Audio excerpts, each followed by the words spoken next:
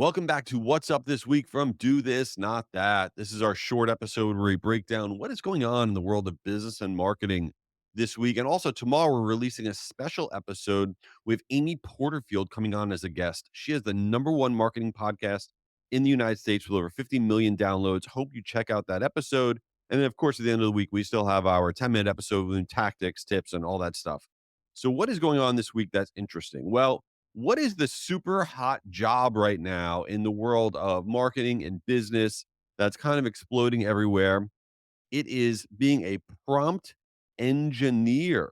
New data that just came out from ZipRecruiter shares that prompt engineers in the United States are seeing an average annual pay of about $63,000 a year, which equates to about $30 an hour.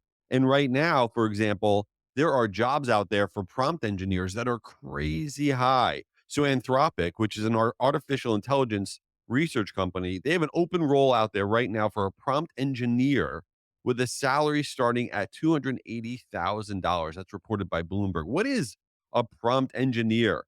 Basically, a prompt engineer is all about AI. Prompt engineers basically serve as the conduit, the human conduit between the output of what you're trying to get out of these AI platforms, right? And then trying to re-engineer those outputs. So a prompt engineer designs and continually refines the inputs that you're putting into platforms such as ChatGPT or Gemini or Midjourney or any of these. And their job is to try to take the outputs that the AI platforms give them. They mess around with what they're asking the platforms to do, and then they get a better output. So right now, prompt engineers are a hot commodity in terms of big companies trying to hire for them. I personally think this is a road to nowhere. This is a career to nowhere because you fast forward a year or two from now. Do you really think you're going to need a prompt engineer, or is it just going to be really simple to be able to get the most out of all these AI tools? So, really cool if you want to be a prompt engineer for the next 5 minutes, but I don't really think it's going anywhere. That's my own humble opinion. Some other interesting things that are going on. X is really sharing some of their struggles without them really saying that they're struggling. What do I mean by that?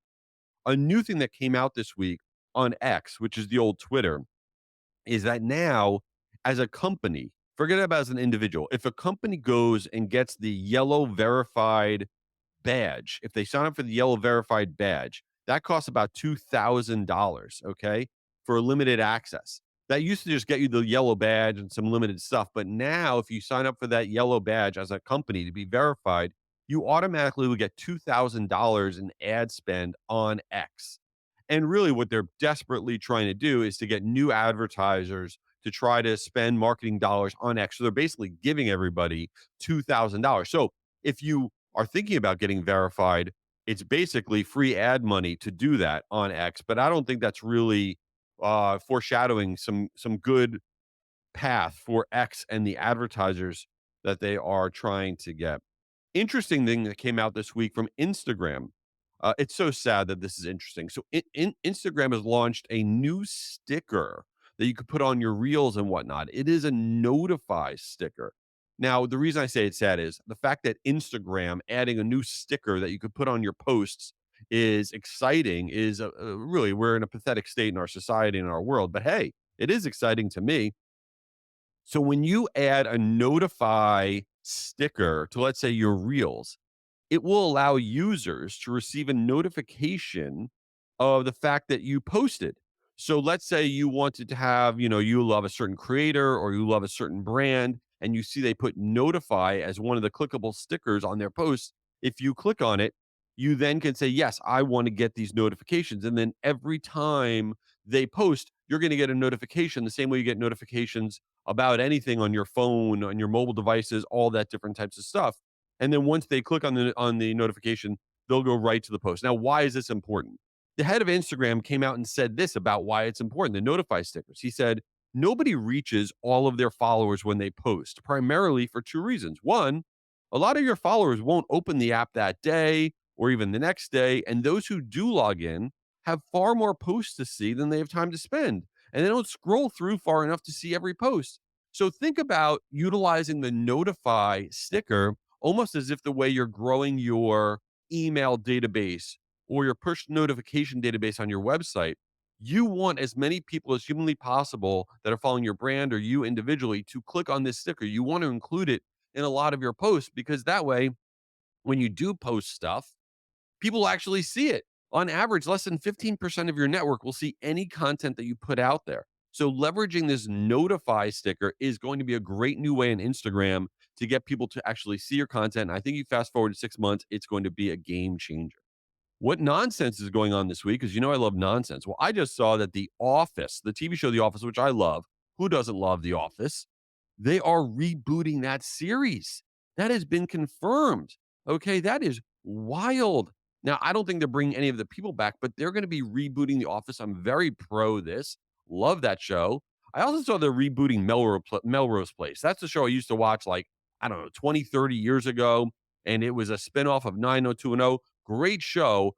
I don't know why they're rebooting it because they're bringing back all the original stars who have to be like 400 years old now. They're bringing back like Heather Locklear, and they're bringing back Laura Leighton. Laura Leighton was the redhead who was killed off in one of the seasons. I don't even know how they're bringing her back. So Melrose Place rebooting is terrible. And I have to mention the Golden Bachelor, even though it's a few days old now. Yes, the Golden Bachelor. That was where they had the older couples dating, and this guy Gary, whose name is spelled Jerry, which is very annoying. He got married to Teresa, and he lied about a lot of stuff in his background, which bothered me a lot. It came out after the fact. Well, after just 3 months of being married, they're getting divorced.